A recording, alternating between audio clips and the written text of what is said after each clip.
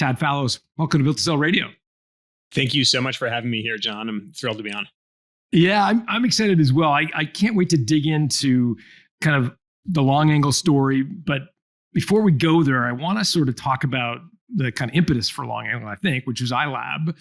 Describe for a layperson what iLab did.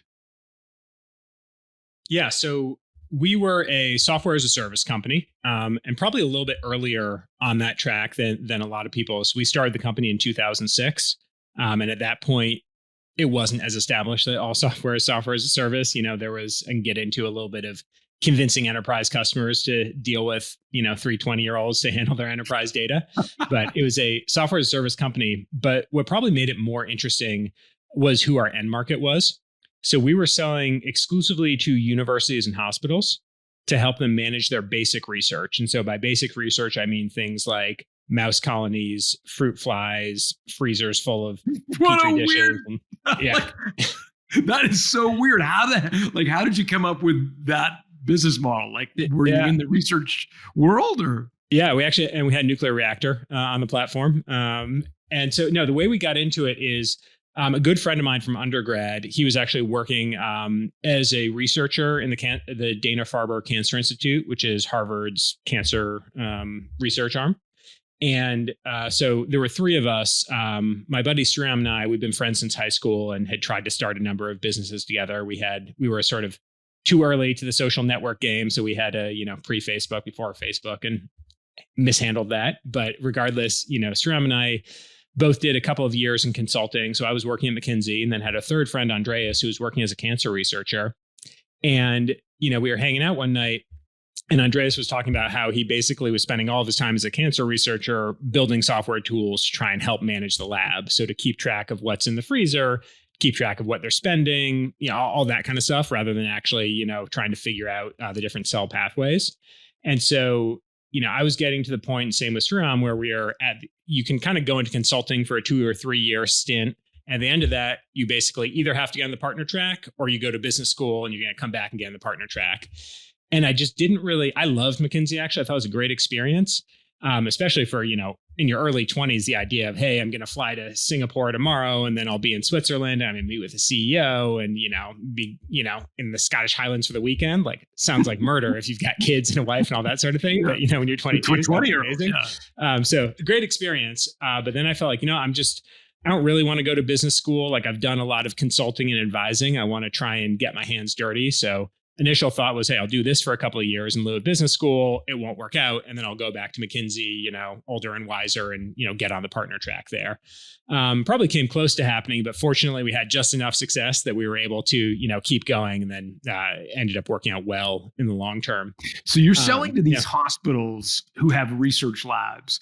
And to your point, they've got to figure out the expiry date of the stuff in the fridge. And there's all kinds of stuff they're managing. And it's you're proposing that they put all that into the cloud, and instead of spending all their time on Excel spreadsheets, to effectively let this cloud-based software manage it for them. Am I getting it roughly right? That's right. Although what was interesting, so we had probably a lot of companies, the famous pivot, where again, we were in our early 20s, so didn't really know what we were doing.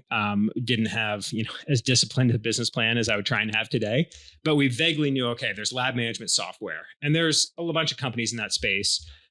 What we focused on initially was e-procurement, of helping organize, even a small lab of 5 or 6 people is probably spending $1 million a year on different consumables. So try and just keep track of what they're spending and where. And we had some success growing that, but then, we quickly hit, okay, our problem is that our typical ticket size is just too small. We're selling for $3,000, $4,000, $5,000 a year. And this is not a touchless online sale. I'm going and calling on a customer 3 times to close a $5,000 sale. Maybe over a 20-year period that works out, but you're not really going to build a scale. You're physically getting on a plane. Well, we were living in Boston at the time, the stereotypical, 3 guys in a house sort of thing. But still, that wasn't going to be scalable. So we knew we had to go up market to the enterprise level. We were able to sign a couple of customers in e-procurement, but then we really found, hey, we're kind of late to this market. There was a company called SciQuest there's some more established e-procurement players. And we just felt like we were always they'd gotten all the good customers and we were picking up pieces around them. But then at one point, we probably had, I don't know, a couple 100,000 a year of revenue. We had a couple of biggish customers, but one of them came to us and said, hey, what you're doing is fine. We think it's cool. But what we really need here is core facility management software. And if you build that for us, we will pay you as a customer, 6 figures recurring revenue, plus you can own the IP and sell it to whoever you want. We just need this thing to exist. So we said, okay, if these guys are willing to fund our development and be a customer and, no strings attached, like there's probably something here. And that one, it was a very niche market, but it ended up being, okay, there's a lot of white space here. And we were fortunate. Okay, we get Harvard, we get Stanford, we get Cornell. If you sort of start at the top of the market, then everybody else you're going to say, well, if you want to be like Harvard and Stanford, this is the tool for you. Hey, it's John. Look, if you're building to sell, I want to let you know about a resource you may find helpful. It's called the Value Builder Score, and it will evaluate your company in the same way that acquirers will look at your business. It'll give you a score on the 8 factors that drive the value of your company. You'll also get an estimate of value and things you could do to improve that value over time. Whether you want to sell now or in a decade from now, knowing how the movie ends, I think puts you in the catbird's seat, gives you all kinds of negotiating leverage. So it's available exclusively through a Value Builder advisor. So talk to your advisor. If you don't have one yet, you can go to valuebuilder.com/score. Let us know what industry you're in, and we will connect you with an advisor who specializes in companies like yours. Just go to valuebuilder.com/score. How did you protect their commitment to let you own the IP? Yeah, well, we just that was just in our contract. If we said, hey, clear ownership of IP, regardless, you own all of your their obsession was owning their research data. Of course. We were like, hey, we don't, anything you do with the mice, that's on you.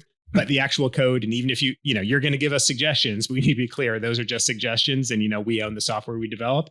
And I think it's interesting serving nonprofit customers, where, if you're trying to sell to a business, they're probably going to think, what's every monetization stream? They don't want to be in the business of being a SaaS vendor, right? They have an educational mission, a clinical mission, and a research mission, but they do not have a for-profit mission. And so, that wasn't too hard of a negotiation. It was really interesting. So basically what we did is, if you think of a big university, University of Michigan, for example, they're going to have 1,000 professors, each of whom have $1 million plus of grant money coming in. And they each need, say $10 million of equipment. Well, you're not going to have 1,000 people each buying $10 million of equipment. You're going to buy that centrally. So you're going to have a mouse facility and a DNA sequencing facility and a flow cytometry facility, et cetera. There's probably 50 of these at a big school. And our software basically handled those shared resources there and did kind of scheduling and billing and all that sort of administration for, your larger institutions. How did you work cash flow? Did they pay up front?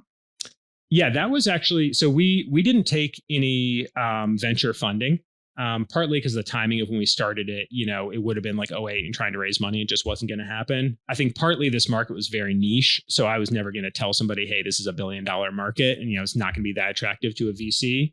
But there's room for one company in $100 million market, right? One healthy company or a bunch of unhealthy ones. So we did in cash flow. Yeah, we just sort of asserted, hey, you pay 12 months up front, and never really got pushback on that. So, we ran it for about 10 years, and every single year we had positive cash flow and negative GAAP earnings, because we just had more and more deferred revenue building up. And so, because if we're growing about 50% a year the whole time, so you're always signing a bunch of contracts, getting paid up front. And then, I don't think it was not a Ponzi scheme, because as it's very high margin. So it cost us almost nothing to deliver. You just couldn't recognize the revenue, but yeah, we paid up front. Cash flow, what the bigger challenge actually was getting people to pay. Ultimately we had basically zero, like 0.01% non-payment ultimately, but extremely slow payment. So University of Michigan is going to pay, but they might take 6 months. And so, we'd have millions of dollars of AR sitting out there at any given time. The only kind of hack I had for your listeners to solve that was just to start sending invoices earlier and earlier. It's like, all right, if you're going to take 120 days to pay, I'm going to send the invoice 90 days before it's due, and, fight fire with fire. That's really funny. That's really funny. And did you have a line of credit with a bank that you guys personally guaranteed to kind of float the AR, or did you have it No, with the bank? I mean, that was the three of us was, Yeah. the backstop line of credit. I mean, we had times where we had 50 employees and, a week of cash in the bank. Wow. And that was part of the reason that we ultimately ended up selling. There'd be time on a good day, we'd have a few months of cash in the bank. On a bad day, we'd have a few weeks. And we never actually hit zero. But part of our thinking was, hey, we've got 90% of our net worth in this one liquid micro cap that if there ever comes that day when it drops below zero, it's one thing if you got 3 employees, I can float it. You got at the end, we had, 75 plus employees. I can't float that for very long on the personal balance sheet. And so were you guys a third on the equity, or how did you split up? yeah, we're a third each. And I think that's, I like having 3 partners so you don't get into kind of direct headbutting. And yeah, the sort of just clean a third, I think meant that you never had conflicts of interest. Yeah. Yeah. And so was there a specific day where cash got so lean that you're like, this is insane? Or do you remember the trigger that made you decide you wanted to sell? Like, was there some day or some event? I mean, the trigger that made us sell was really that we got some inbound interest and we didn't end up selling to them. But, I think for a while, early on, it was, hey, we'll do this for a couple of years. It won't work. We'll go back to business school. It'll be a good learning experience. Maybe 5 years in, it's like, hey, this has been fun. I've hired my friends, met interesting people, et cetera. And then probably around year 6 or 7, when you went from, hey, we're doing, a few $100,000 a year to, a few million a year, you felt like, hey, I'm no longer going to be happy if this, goes bust and we walk away. It's not just going to be a good story. I feel like I really lost real money here. And so I think so we kind of had that in the back of our mind. Our philosophy was always, whenever somebody is willing to pay us more than we think this is worth, we're going to sell and kind of, not be a forced seller. We want to be cash flow neutral, growing quickly, build a business you want to own. And then whenever a buyer comes along, that's the business they're going to want to buy. How big were you at the time, Tad? Like revenue, ARR? We were high 7 figures of ARR. Got it. And 75 employees or something like that? Yeah, when we ultimately sold. Now, I will say it was actually it was probably going on 2 years from when somebody first approached us to when we sold. There were a number of things I said early on where we were maybe more reactive planning. We took a more intentional process to the approach to the sales process, which I really think was the right one, where we had, as I said, there was another company that was similar to us, but just bigger and further along. So they were selling the same customers, but complementary software. So we've been seeing them at conferences. We had a lot of common customers. I had a lot of respect for their CEO. We became, if not friends, got to know each other at these events. And they said they'd been purchased by private equity. They said, hey, we want to do a bit of a roll-up strategy. You guys would make a lot of sense. Are you interested? And we said, yeah, we're interested. But they didn't give us a number that blew us away. It was kind of like, okay, this is a number that is fair, but I don't feel like they're overpaying by any stretch. So we said, you know what, we're going to get one shot at this. Let's go about it properly. And at that point, I actually got in touch with Software Equity Group, which is a software-focused investment bank in San Diego. And, not to plug them too hard, but super happy that I retained them.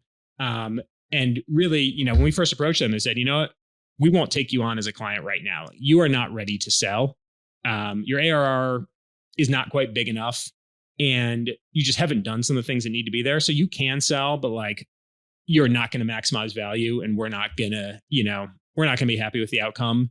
But what they did do is they basically coached us for free for a year. They said, hey, if you want to enter a real process a year from now and retain us, here's the things you need to do in the interim to get ready so that you can then retain us. And then we'll have, another 9-month process to sell. And basically exactly what happened. The couple of key things that one was just, hey, grow another 50%. That's always going to be better. But then another thing, our biggest challenge was probably our TAM. If you looked at our churn just rates. Define TAM for folks who may not. Oh, sorry. That's total addressable market. So that's how many, in theory, if you got every customer, how many customers are out there? There's a number of key metrics that buyers going to look at. They're going to say, okay, what's your growth rate? We're growing 50% a year. So that's great. What is your churn rate? And ours was extremely low. We probably had 98, 99% gross retention and, well over 100% net retention. So, really good churn numbers, really high margins. But our problem was our market was not that big. We said, there's very good data about it because all of our customers were publicly funded either by the US government or, governments in foreign countries. But we had like 1,000 potential customers worldwide. So there's just not that many. And at the time we started looking at this, we only had US customers. And so what we worked with, Software Record Group advised us on is like, hey, you have to prove, I would tell them, well, look, we can sell in Germany. We can sell in Australia. We can also have special add-on modules for mouse colonies and add-on modules for the storerooms. They're like, all right, great. You can say that, but you're going to have to prove to the buyer that you can do that. So even if it's only 10% of your revenue, if you have customers in 20 countries, and if you have all these modules where you have proven buyers, all of a sudden your TAM goes from 100 million to 400 million. And now it's, looking like a thing you can sell more. So those were kind of the key. And also we just cleaned up our data because things like, okay, what's the history of every customer? What's their ARR been from the year they signed? What was their renewal rates? How much did their accounts grow? All that data we just didn't have in good systems. So we basically both proved out our international footprint, proved out our add-on modules, and improved our data infrastructure. And then we entered the sale process. You mentioned you got a kind of lowball offer. Like, what did you think it was worth? Like at the time, the three of you guys, were you throwing out multiples of revenue? Did you have a sense of what you thought it was fair? Yeah, it's been a little while now, so I don't know what the exact number was. But yeah, I think we said, the offer we got was probably, 3 times revenue, something like that, which again is not bad. There's a lot of industries where, if if Walmart could sell for 3 times revenue, they'd be thrilled. But, that's not the software business. So we said, it was enough money to be a nice exit, but it didn't feel, again, I wouldn't have been unhappy. I wouldn't say lowball, but it wasn't like blow you away. It's like, well, at this price, I may as well hold on to it and kind of keep growing it. I want an offer that, paid for some of that growth that we thought was still in the pipeline. And what did you think that would look like? Like it was a multiple of revenue? I think that was more, so I wanted kind of more of a north of 5 multiple of revenue. I know there's some folks who get 10, we didn't get 10, but we got north of 5. And of course, it depends whether you're looking at trailing 12 months or forward 12 months. So you can kind of bicker about, which one it should be. But, I think we ended up getting somewhere like 6 times revenue, which I felt, again, was not the richest ever. But that I felt very good about. And I do think in retrospect, the company has continued to grow under new management. So if we'd held on another 5 years, we probably would have gotten more money.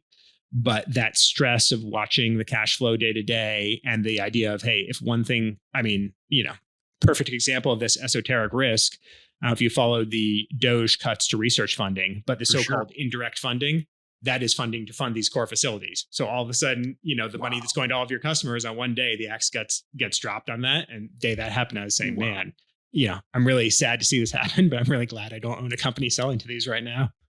Yeah.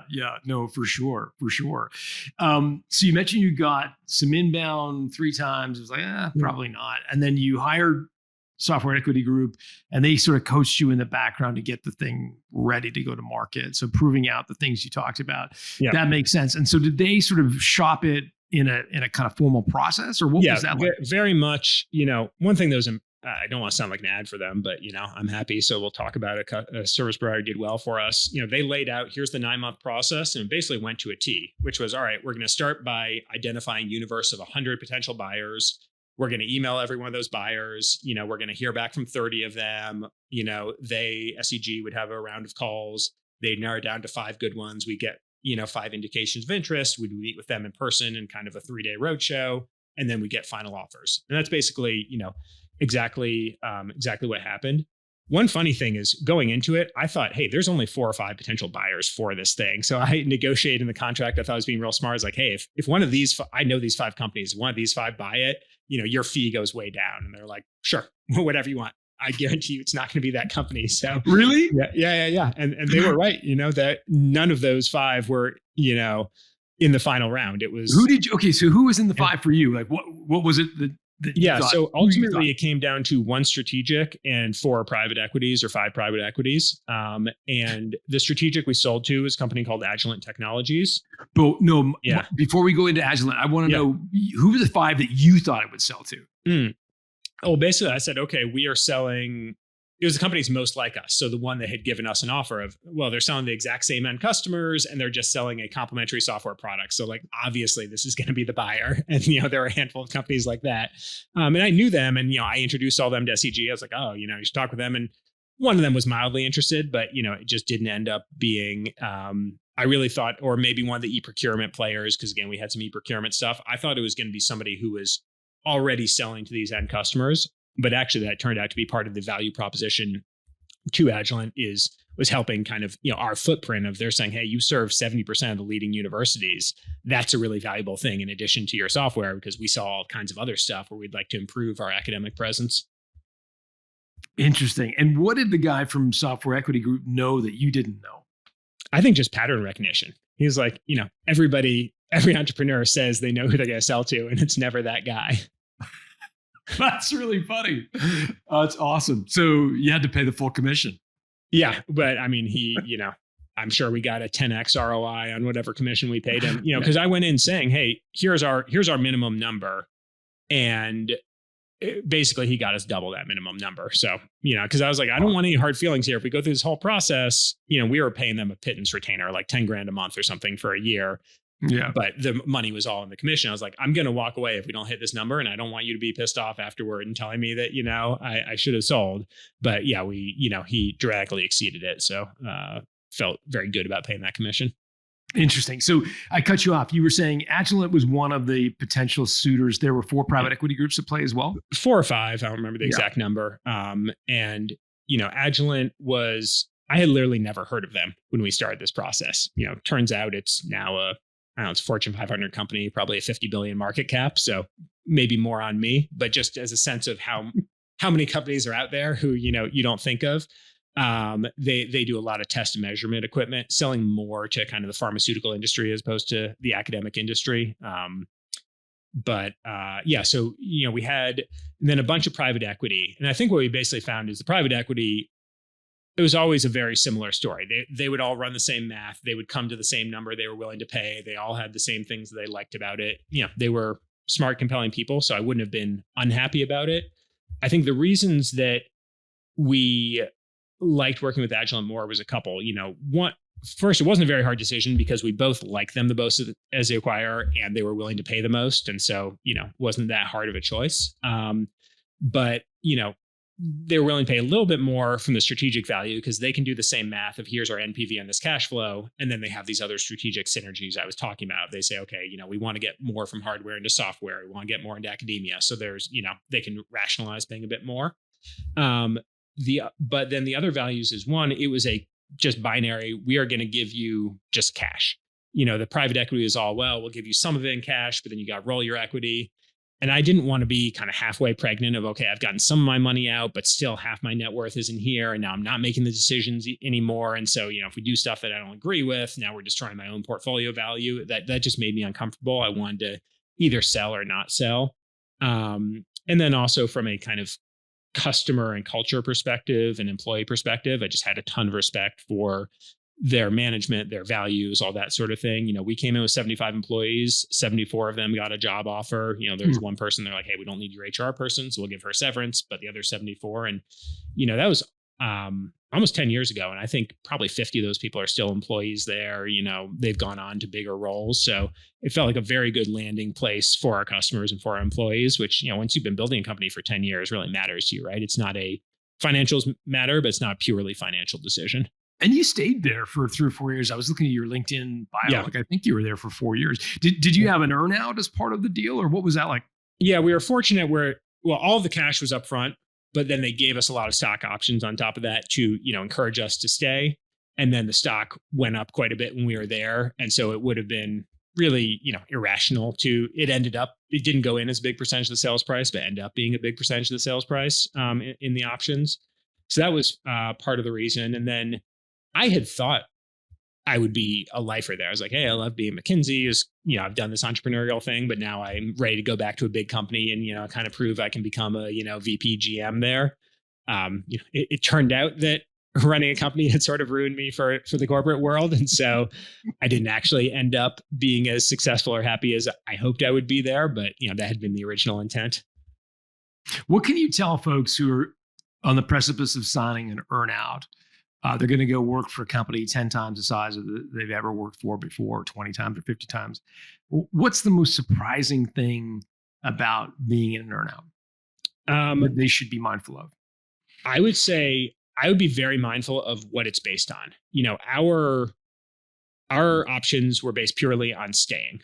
And so, that was something I was purely in control of. Unless I'm getting fired, I can stay if I want to stay and get my earnout. I think the people whose earnouts are based on, hey, are you going to hit this revenue number, this profit number? That is very dangerous because our growth rate totally hit the brakes. We came in growing 40 or 50%, and the next year we grew 10%, and the next year 5%.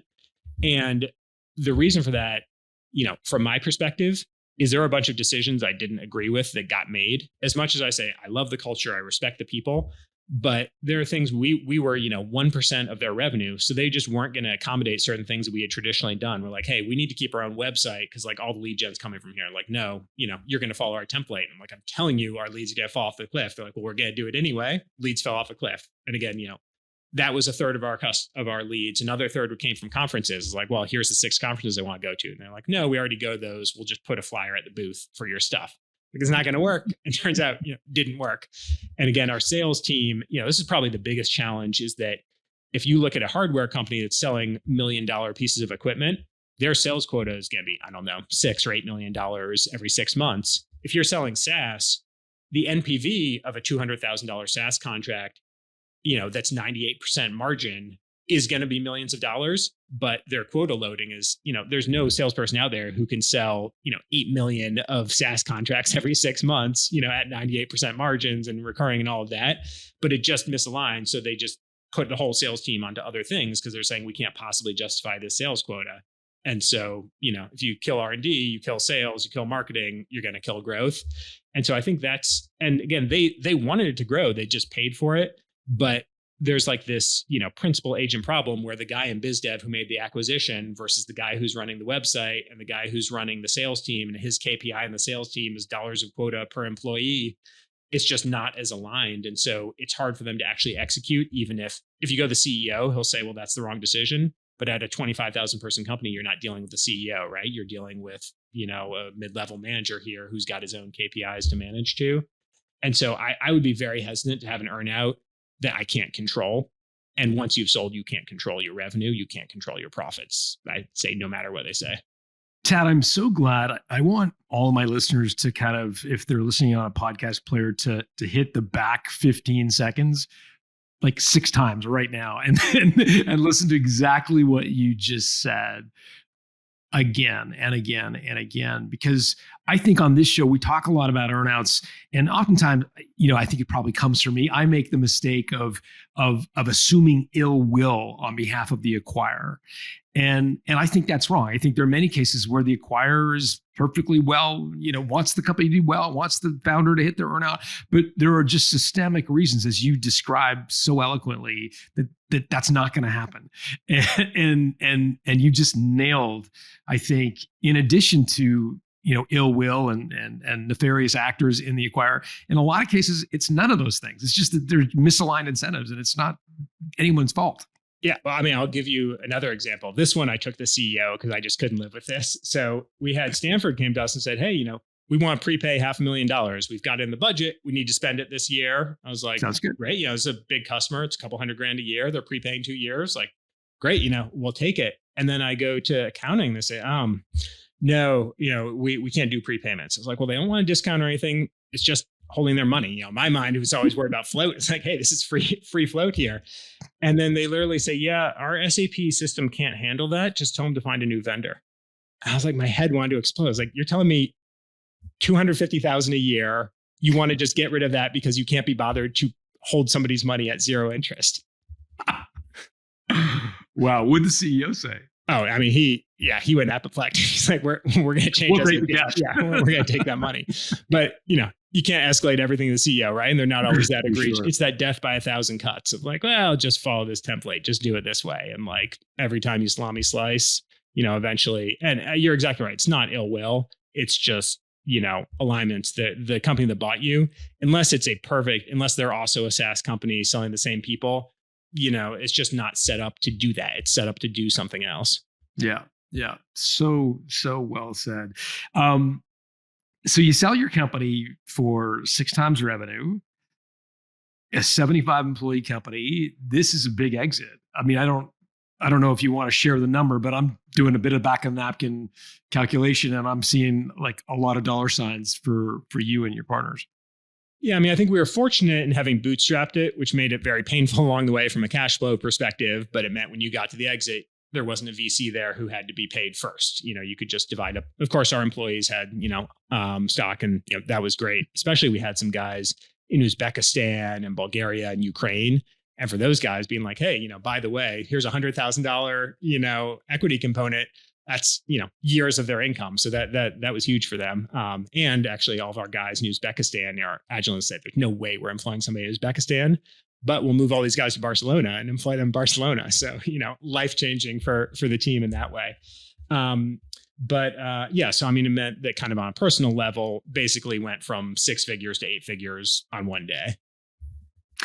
And so like life was good. I'm assuming I'm leading into what I understand to be a bit of a challenging period of transition. So you leave Agilent, and sort of what happens next? Like how is life with 8 figures of net worth, and basically you don't have to work again for the rest of your life, I'm assuming. Yeah, I mean, it was probably 2 phases. I would say life got real bad for a while there. Not so, partly it was like, hey, I'm working in this new environment. I felt very successful running a company. I felt like I was good at it. I'm growing this thing. Then I'm throwing this big company. I just don't feel good at my work. It's like, hey, am I just not smart? Am I not capable? Like I can't kind of make anything work here. And then, personally, it turned out to be very fortunate. Actually, on the same day that we got an offer to buy the company, my wife was diagnosed with a really serious illness. So it was kind of a real good, real bad day. Fortunately, she is all better now, but it was a tough go of that when I was working there. But then, ultimately left Agilent after the end of that earnout period. And what I left it to was, as you mentioned here, long angle, which was, so I had the professional side, and then I had kind of on a financial side is that, okay, I've gone, I had a lot of money, the net worth. I now have a new set of questions. So if you look at investing, for example, I think there's good coverage on things like, hey, how do I set up a 529 plan, or how do I max out my 401k? But we can get into questions like, okay, what is umbrella insurance? How do I deal with the estate tax? What's private equity? There's sort of a new set of questions that I had not encountered before. And I felt like a lot of the information for that was not covered in the places I traditionally looked at. Sort of, the advice on the estate tax will be, hey, it's a $30 million exemption, so nobody ever hits it, so don't worry about it. Like, well, it's accurate, but not particularly useful. Or, the people who are focused on, it's like, okay, Credit Suisse, Goldman Sachs, they've got a lot of advice, but now I'm saying, am I asking the barber if I need a haircut? Like, can I really trust this advice here?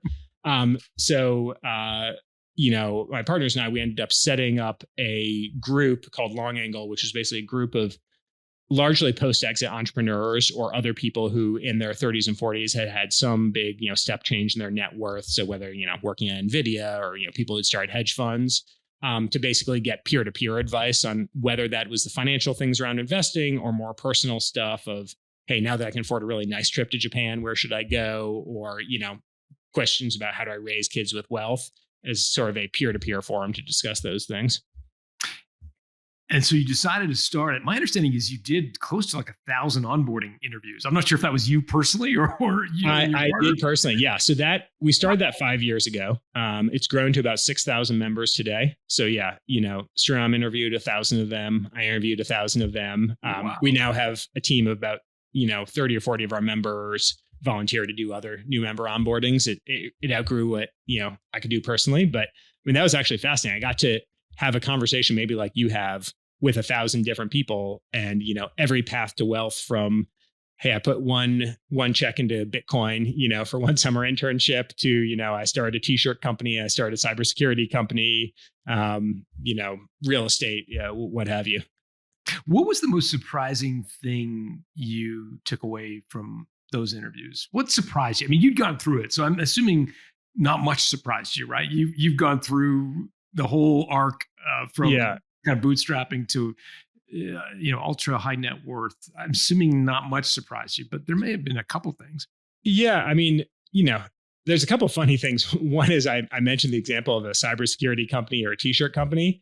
Those two are cybersecurity is maybe not surprising, but the number of people who start, custom swag companies and have very big exits, I would never have guessed that was a significant source of wealth before I started interviewing people. But if I'm coming back again in a future life, I'm starting a cybersecurity company because, again, it's a stereotype of the number of guys who are in the Israeli military who then start a cyber company. I was like, okay, there's probably 3 or 4 of these, but it's like, again, like I just met your brother. He seemed to start the exact same company. So a lot of that, but then on a, joking aside, on kind of a more personal level, I would probably say a few things, probably the biggest thing is maybe how little changes. Like if you are, this sounds trite or philosophical, but really true. Like if you're not happy before you sell your company, adding a 0 to your net worth is not going to make you happy. Like those problems aren't going to go away. If you're not in a good marriage, you don't have a good relationship with your kids, having more money and a bad relationship with your kids is not a better position to be in. And, you said, okay, you never have to worry about money again. I would also say that's an untrue statement. If somebody goes from having $1 million to $10 million, first, they're not going to feel like they have enough money.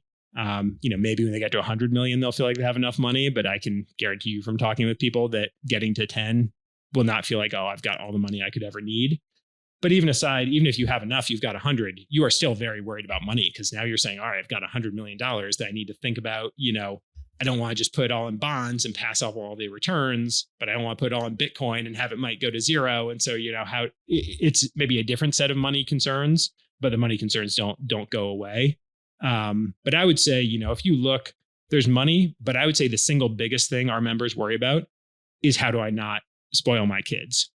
Because they'll say, all right, they're not like pretending to have grown up in a trailer park, but saying, hey, I grew up solidly middle class. And so I could have, everything we needed, but not everything we wanted. And I always knew I'd have to, work hard if I wanted to get ahead and have things I wanted. And that upbringing was part of what developed their grit and developed their drive and made them successful. So how do I then not rob my children of the chance to succeed on their own terms? Because, it would be unlikely they could make as much money as I've made. And so how do they, feel successful and have it be an asset and not a liability to them? What's your answer to that? No, I've got more questions than answers, but I would say a few things I have pretty high conviction in.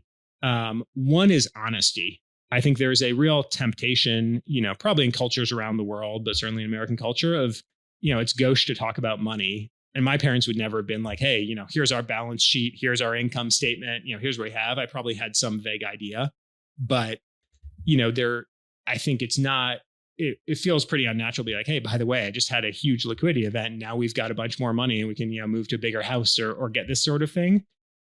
But, and it has to be age appropriate. But I think the worst thing is to not be transparent with your kids, because then what you're messaging to them is, first that honesty is not particularly important. Like I'm going to, lie to you about this. And also that this is something that you should be uncomfortable with or you shouldn't share. Your kids are going to find out. I think there's stories we've all read about somebody Googles their dad and then finds out that their dad is CEO of Goldman Sachs or that their dad, sold some big company. And that is the worst way to, prepare them for that. So I would say in an age appropriate way, being honest about stuff. And then I would say it is about role modeling. And again, this is universal parenting, right? This is not specific to money. But if you tell them one thing and behave differently, the lesson that's going to stick is the behavior, not what you've told them. So partly, as I'm saying about honesty, but I think also things like, hey, we still don't fly business class. I just don't think it's a good use of money. And like, could I afford to fly business class? Yes. But I'm not going to do it. And, my cars are all Hyundais. Again, could I afford a better car? Yes. But I'm not going to do it. And so I think the kids, see that, and I'll talk with them openly about it. One of them was asking, hey, why don't we have a fancier car? And I was like, well, I just don't think it's a good use of money to spend $100,000 on a car. A $30,000 car is still safe. It'll still get there. Like I don't get a lot of pleasure out of cars. So, that's why we're not spending money there. So I think, and also, in terms of, I'm still working, I still do stuff. All that kind of stuff. So I think it's, still coaching their soccer team, that role modeling. Again, this is universal parenting, but I think probably even more true with wealth. How old are your kids? They are 10 and 14 now, but they were quite small when we sold. Okay. So age appropriate, like what can you tell a 14-year-old?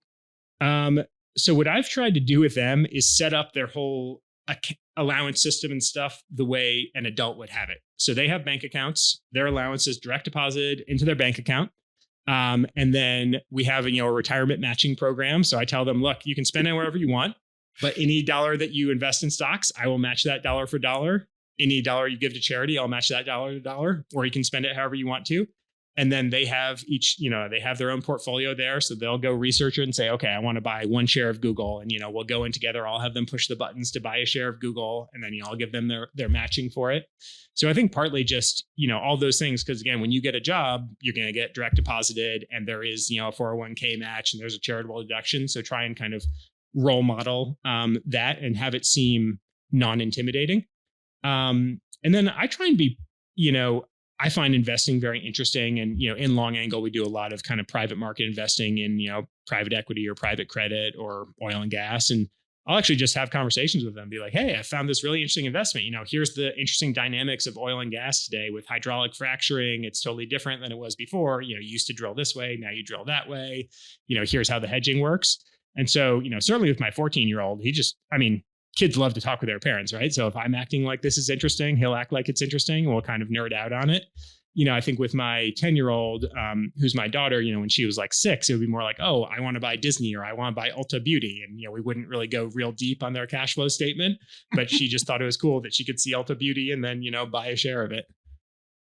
I bet.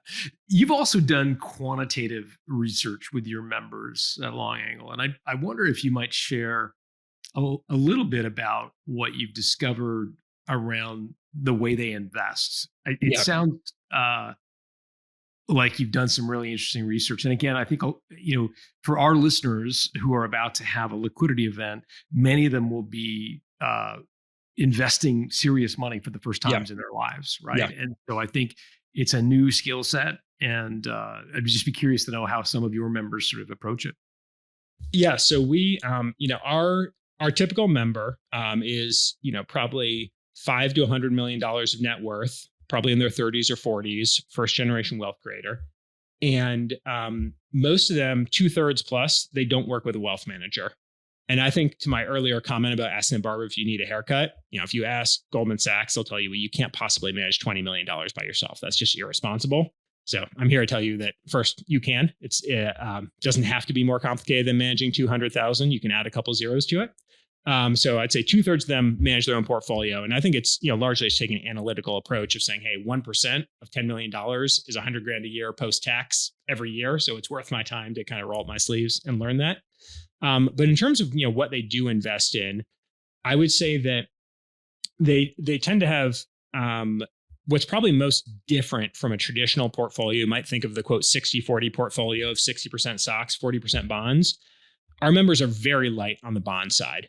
They'll have maybe 5% of their money in bonds because they'll say, if you look at the reason for that 60-40 is you're trying to reduce volatility. You're trying to say, I want to get an acceptable level of long-term returns, maybe 7%, but I don't want all the swings that you see in the stock market of going up and down 20 or 30% a year.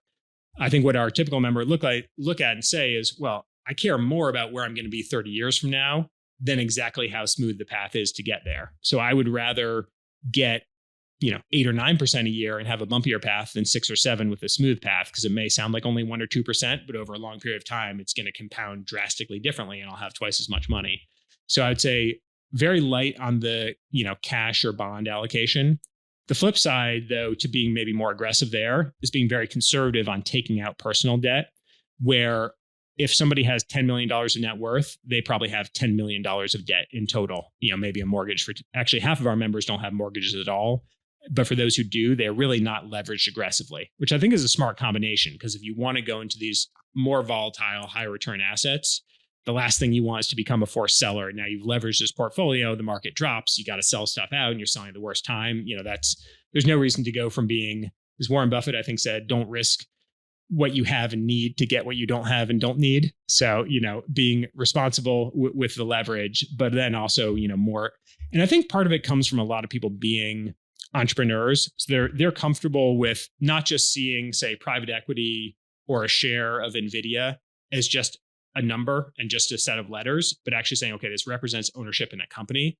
So I understand if the market drops 30%, it doesn't mean NVIDIA became 30% less valuable. maybe it was overvalued, maybe it's now undervalued, but I'm buying an actual ownership stake in a company, or again, private equity. I'm buying those ownership stakes. I'm not just buying kind of abstract numbers and letters. And I think that makes people a lot more comfortable being long-term equity investors, is then you're more likely to hold in a downturn. You're going to say, hey, the stocks are on sale, as opposed to like, oh my God, I've now lost half my money. I better ring the register before I lose the other half.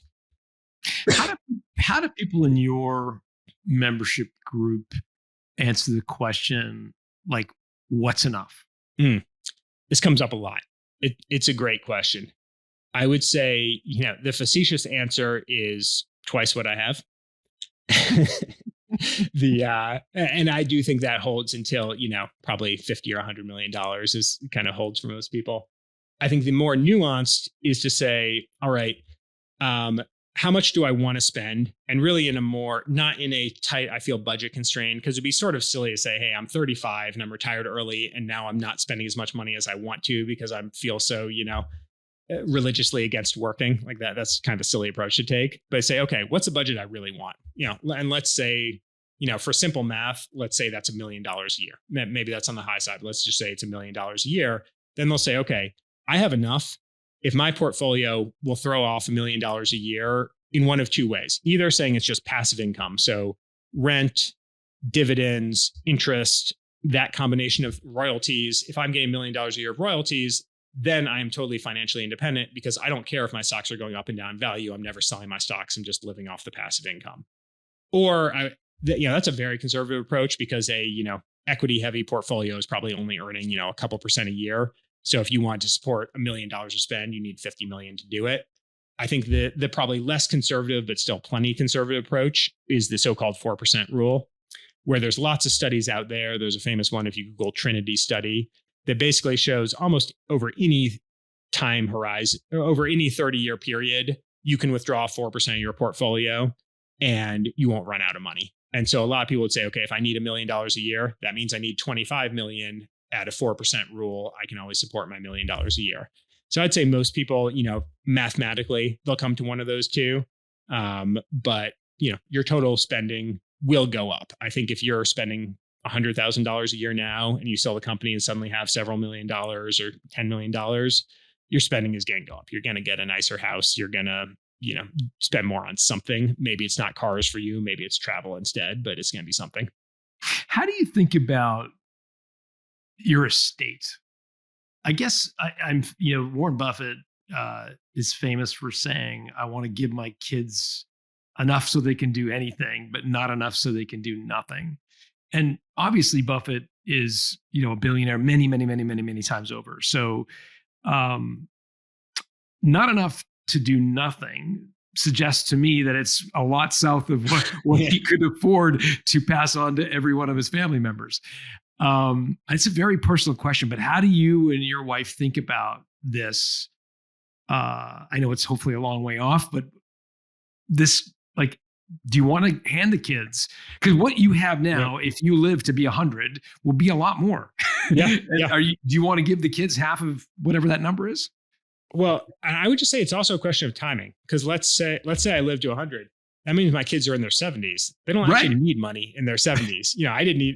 I could have really used money in my 20s, and my parents were kind enough to help us, buy a house, which made an amount of money then that made a huge difference in buying our first house, because we just, we've got kids, we need a place to live. I'm running this startup that's not throwing off any money. That was amazing. And so even a relatively small amount, had much more impact than 10 times as much would have today. I'd be like, great, I've got another $1 million. I'm not going to do anything with that, but I'm very grateful, but it doesn't actually change my life. So I think there's also that timing question. So, as I, being 10 and 14, I think we're still some ways away, but I think I probably have the highest conviction on that giving help when I think people in their 20s and 30s, where you're earlier in you're kind of at not minimum income, but you are not at your lifetime peak income, but you are at your lifetime peak stress and your lifetime peak spending of, you need to buy a house. Maybe you're sending your kids to private school. You need more cars to drive them. Maybe you need a nanny, all that kind of stuff is a time when it could really make a difference. So I expect that I will intend to give more help then, as opposed to leaving money, as I said, to them when they're 70, and it's not really going to move the needle that much for them. I would also say, I think, I'm fortunate that we're still healthy now. And I think we're getting to see how the kids evolve, because I expect it depends a lot on the kid. That, I don't know if you have kids, but my kids are not that different today than they were the day they were born. You kind of, they have their personalities. And so I don't, they are both pretty responsible. My son in particular is insanely frugal. I think he spent $10 lifetime of his allowance. I've gotten probably him too hooked on the investing. So he's got his portfolios. He's like, you said you'd match that. You said you'd match that. So, I wouldn't be that concerned. If I gave him a whole bunch of money, I'm pretty sure, he would not do anything irresponsible with it. And, it wouldn't kind of ruin his life. So not a full answer to you, except the most, the thing I feel highest conviction on is not hoarding it till the end when it's not going to do anybody any good. The other number I've seen, I don't know if you've seen anything among your members, but this idea that the amount of money you give your kids as young adults will be directly inverse to what they earn in their lifetime. Meaning every dollar, and this is where I get hung up personally, because obviously, yeah, I agree with you. When the kids are in their 20s or buying their first house or whatever, you want to help if you can, and that's awesome. And I think from what I've read, it staunches their entrepreneurial hunger. Like if mom and dad are going to come with that deposit check for the first house, your hunger and drive to sell more t-shirts on the street corner when you're 20 dims a little bit. Yeah. And I don't know how to reconcile those two things. I'm just not sure if that statement is true, in the sense of, I think part of the reason that, I'm very grateful to my parents for helping buy the house. Not like they paid, the whole thing by any means, but having some help there did mean I could continue to, work on this entrepreneurial company and try and, grow that business. And so I'm actually, it probably helped. And, they were in a position to pay for my college education. So I wasn't worried about the student loans. I'm not sure I would have been able to start the company if I was like, hey, you've got to repay the student loan and you're not going to get any help, with this down payment here. So I think it's pretty kid dependent which way that cuts. Now, I think it can, there's an interesting book called Raised, I think it's Healthy, Wealthy, and Wise by Covey Edwards Pitt, where she works on multifamily office, and she has studied hundreds of children of significant wealth. So not, kind of second and third generation where they have a whole family infrastructure in place. And we're probably talking, even more money than you and I are talking about right now. Mm-hmm, mm-hmm. But what she studied is, okay, of those kids who are successful there, what traits do they share? And by successful, it's kind of a nuance, not just, hey, they make a lot of money, but are they in stable marriages? Are they happy? Are they addicted to things? Are they, raising kids and, what you would want for your children? And one of the key things that her research found of common traits for those is at some point during their life, those kids live totally on their own. So I think there's a difference between saying, hey, I'm going to help you with this one purchase, and you're just getting an allowance. I feel like that allowance could be really, become a bit of a hindrance and, cause problems versus the one-time help. But yeah, what she found was that the kids who, at least for some, even if it was just a few years, were making enough money to pay their own rent and pay their own food and do all that sort of thing. Partly they gave them a self-confidence and self-worth, but it also took away this, apparently this can be a phenomenon of this sort of existential dread of what am I without this money? And if there's a depression, the money goes away. Like, could I live, would I survive in that context? And so kids who've had a few years, or young adults who had a few years of doing it, even if they're now working for the family business or now drawing from the trust, they know deep down that I have done it and I could do it again if I needed to. Interesting. What's the name of that book? I believe it's Raised, Healthy, Wealthy, and Wise. If you Google it, it's going to be something very similar to that, if not exactly that. We'll put it in the show notes and maybe get her on the show. She'd be an interesting guest for sure. I know your time is precious, and I have enjoyed this conversation immensely. I feel like we could riff for hours, but time is short. So let's end here. For folks who are interested in the company, in the organization Long Angle, what's the best way for them to kind of learn more and maybe find out a bit more? Yeah. So if they go to our website, longangle.com, they can read all about it there. And the idea is really to create a community for these first generation wealth creators to get really unbiased peer advice, both on these financial things like investing, and then again on the non-financial things like raising kids, like travel, all that sort of thing. So if you go to longangle.com, and also we do a bunch, as I mentioned, we do these research around investing and spending and income and things like that. We publish that all on our website. So even if you're not personally looking to join, we make that information publicly available and you can download it there. Awesome. And we'll put the links to that in the show notes of Built to Sell. Tad, if folks want to reach out to you, are you on social media at all? I think the easiest way they will reach out to me is just tad@longangle.com. Just drop me an email. There you go. Tad, thanks for doing this. Thanks so much for having me, John. It's a pleasure.